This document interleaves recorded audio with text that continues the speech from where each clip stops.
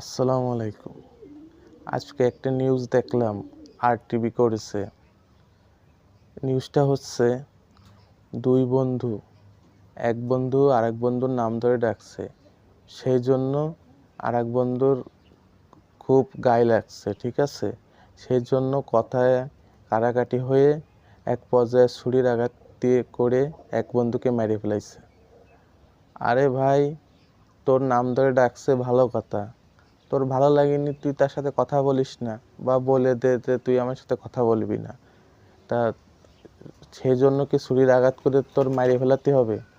এ করে তোর কি লাভ হয়েছে? এখন তো ও ছেলেটাও মরছে, তোর লাইফটাও শেষ হয়েছে।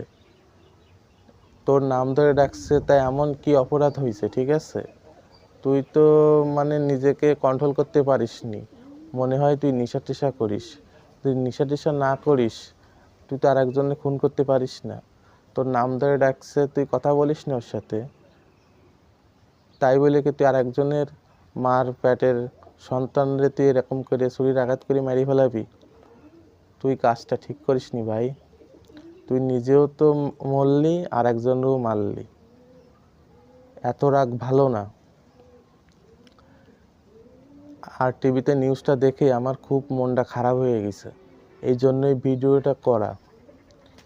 মানুষ দিন দিন ফসুচ্ছ অদম হয়ে যাচ্ছে, কারো প্রতি কারো টান নাই।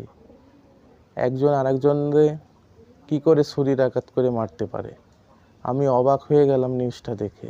আর টিভিতে নিউজ করেছে, নাম ধরে ডাকছে, তো এই জন্য কি তোর ছুরির আঘাত দিয়ে মেরে ফেলাতে হবে? তোর অনেক রাগ হয়েছে, তুই কথা বলিস না, বা ওরে বুঝিয়ে বল। সেই জন্য কি ছুরির আঘাত করে মেরে ফেলাতে হবে? মানুষ খুব খারাপ হয়ে যাচ্ছে, দিন দিন পশুস্ব খারাপ হয়ে যাচ্ছে। এরকমের দুর্ঘটনা যেন আর দেখতে না হয় সেই কামনা করি। সবাই ভালো থাকবেন।